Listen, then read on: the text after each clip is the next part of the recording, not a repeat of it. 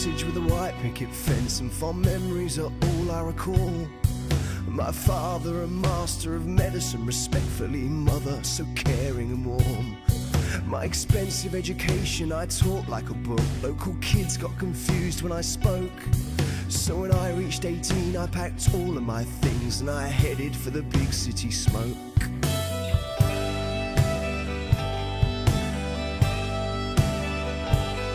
I'd spend most of my days charming my way into jobs, into young women's beds, living happy in Bedlam, high, wide and handsome, with the candle on fire at both ends.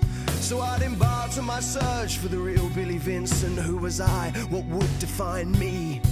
But my path became tangled as I drank more and gambled, and a darkness fell upon me.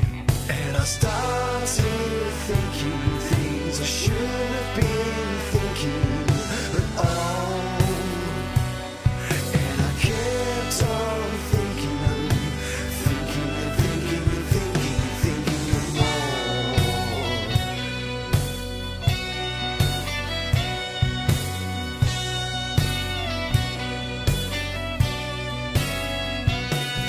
My first was a man I could hardly ignore as I spied him from across the tavern, dripping in gold, tattoos green and old, and his belly stuck out like a cannon. I mean, it wasn't that hard to disguise such a deed when there's a room of 100 tongues all a-wagging.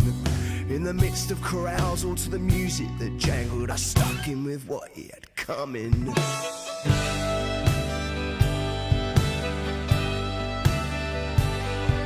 Slumped in his chair, I helped him go there, and I fashioned his limp hand round his snifter. And when the log fire roared like my personal applause, I swallowed my bourbon with vigour. So then up from my chair amongst the scum and the cheer, I went unnoticed, unpraised, unsung. I went swift up the lane, and from the tavern it came. That girl screamed with every piece of her lung. So I started doing things I shouldn't have been doing at all. And I kept on doing more.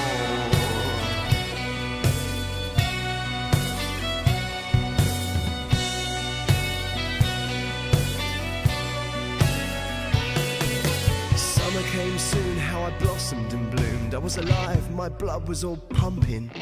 For my sweet mother's sake, for my father's embrace, I was growing into really quite something.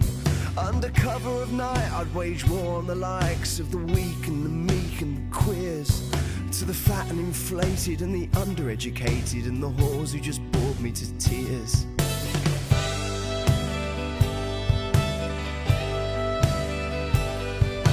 Belligerently done after work in the slums, where I'd pick out the worms from this apple. But as the days grew longer and the summer was upon us, my urges became too much to handle. Too impatient for night, I would kill in the light, lit up for all eyes to see. I'd strangle some bum in late afternoon sun. Well, I was spotted a few times at least. But I kept on doing things I shouldn't have been doing at all. And I kept on doing them more.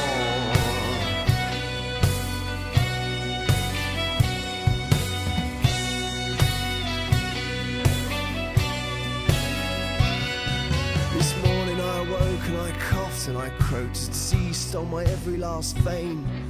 The doctor looked smug as he pricked and he drugged me and announced at best I had days.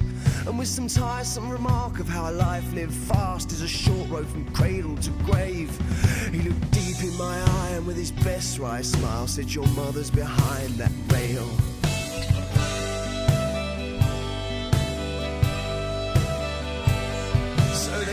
With the curtain, my dear mother was certainly standing there, all tissues and Catholic. May God help you, son, for these deeds you have done are so vile, so ugly and so horrific.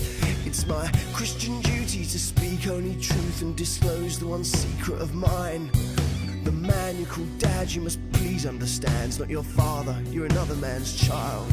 The machine stopped beeping, my mother was screaming, "Doctor, please." He's just my son, my everything.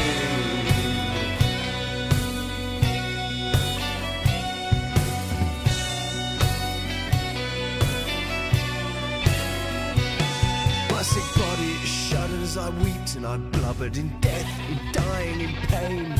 I do not believe you, I will not believe you. Please don't tell me all of this was in vain.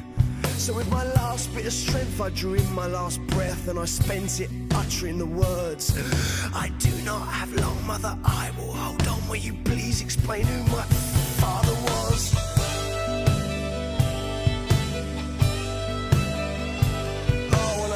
Through the tears as my life disappeared, she pulled a newspaper from her sensible coat with a front page story of murder and gore. She said, not a stranger thing I've ever known. See, 3 months ago, it'd been decades, you know. Then I see his old face in the paper. See the man that you stabbed in the pub where he drank, that's the man, he was your father. And I gazed at the page as my life drained away. Father posing in his local tavern, he was dripping in gold, tattooed